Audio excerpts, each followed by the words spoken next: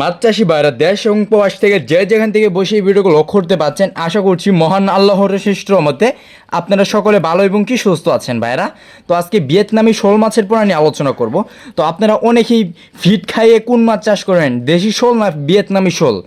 আপনারা ফিট খাইয়ে কখনো দেশি শোল চাষ করে লাভবান হতে পারবেন না।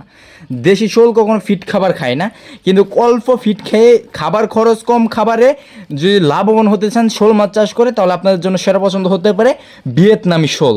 ভিয়েতনামি শোল মাছ চেনার উপায় হচ্ছে লাল কালার থাকে। দেখেন যে ভিডিও স্ক্রিনে যে মাছগুলো দেখানো হচ্ছে এগুলো কিন্তু লাল মাছ। হ্যাঁ, ভিয়েতনামি শোল কখনো যে মাছগুলো কালো কালার ভিয়েতনামি শোল, ওইগুলো কিন্তু দেশি শোল, ভিয়েতনামি না। আর যেগুলো দেখেন লাল কালার মাছ, এগুলো কিন্তু ভিয়েতনামি শোল মাছের পোনা। তো আপনারা যারা আমাদের কাছ থেকে এই লাল কালারের ভিয়েতনামি শোল মাছের পোনাগুলো সংগ্রহ করতে চাচ্ছেন, তারা আমাদের কাছ থেকে নিতে পারবেন। বাংলাদেশের 64 জেলার মধ্যে ডেলিভারির ব্যবস্থা রয়েছে।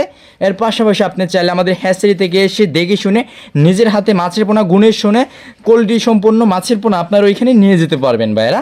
তো আমাদের ভিডিও স্ক্রিন থেকে নাম্বার সংগ্রহ করে মাছের পোনাগুলো অর্ডার করে ফেলেন। তো বাইরে এই মাছের পোনাগুলো দেখতে পাচ্ছেন যে ফিট খাইয়ে চাষ করার ক্ষেত্রে এই মাছ আপনার জন্য সেরা পছন্দ হতে পারে। আর যদি মনে করেন যে দেশি শোল চাষ করবেন, তাহলে আমাদের কাছে দেশি শোল মাছের পোনা আছে। কিন্তু দেশি শোল মনে করেন যে 5 মাসের ভিতরে ওজন হবে আধা কেজি। আর যদি এই ভিয়েতনামিটা চাষ করেন, তাহলে 5 মাসের ভিতরে এক একটা মাছের ওজন আসবে 2.5 থেকে 3 কেজি, 5 মাসের ভিতরে হয়ে থাকে। তো সকলে ভালো থাকবেন, সুস্থ থাকবেন।